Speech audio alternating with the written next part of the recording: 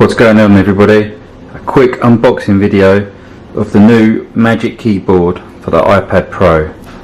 Now this retails at £349 for the 12.9 inch model, which I've got here. You can also get it for the 11 inch model at £299.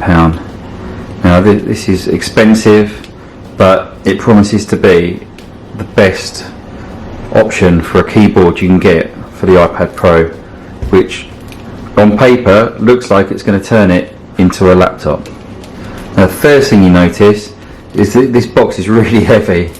It's crazy heavy actually, considering you'd actually think there was an iPad Pro actually in this box.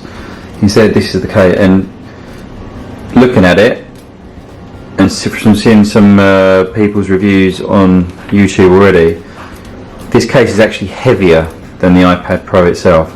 I'll put the numbers up on the screen now, but you can safely say that once you've added this to the iPad Pro, it's going to be quite a hefty device to hold. So anyway, let's get into it. Pull tab,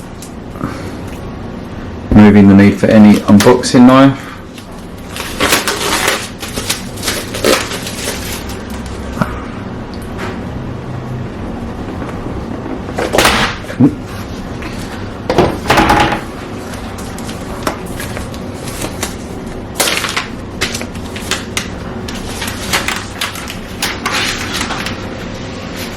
So again, the first thing you notice is how heavy it is. All the usual books and stuff that comes in. So here it is open.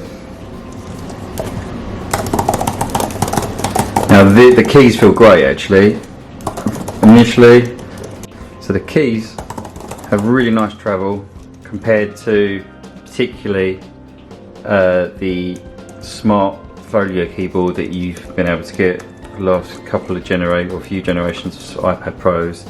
These feel like they don't feel as good as the Magic Keyboard on the iMac Pro 16 inch, the newest model, but they feel great. Also notice obviously here as well, you've got a trackpad. Again, not as big as something you'd find on a MacBook or MacBook Pro. It clicks it everywhere. It's great. So the hinge itself. So in the hinge, you've got a USB-C. You've got USB-C power pass-through there. Now that is just for power. You can't use any other device that will work through that. It's purely just for charging the iPad itself. The hinge, that's quite a stiff hinge.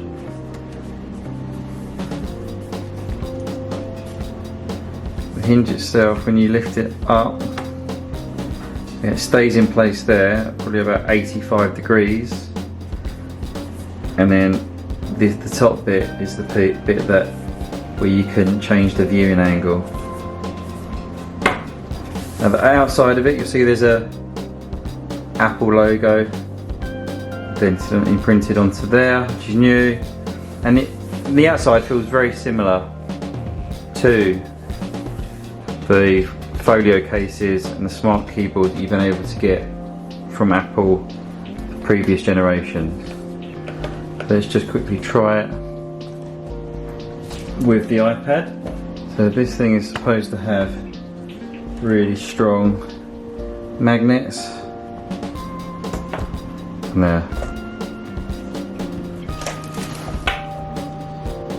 And then you can forward, back, that's as far as it goes. I think the furthest back goes about 135 degrees. And then it stops there.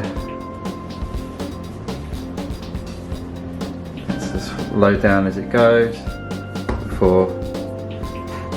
I don't think you can open this one handed, no.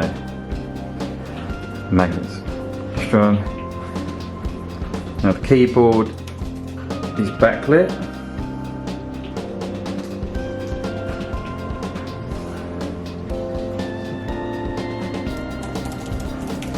Keyboard is backlit. See from here, it needs to be a bit darker. And you can actually change the brightness of the backlit keys in the settings.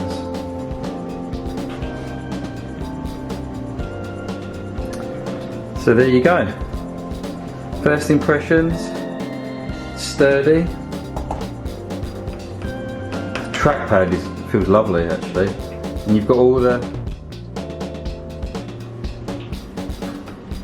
gestures that you get on a Mac.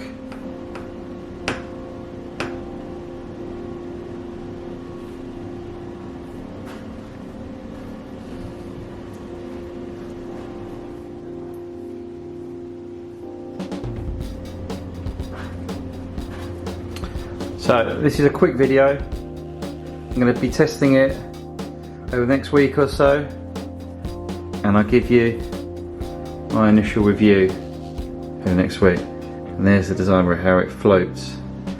Notice how the iPad floats off the keyboard base. I was a bit worried about my fingers getting caught under here, but actually there's quite a nice gap between there. I thought from the pictures I was worried that the keys were going to be a bit too high up, but they're not. So there you have it, guys. Thanks for watching.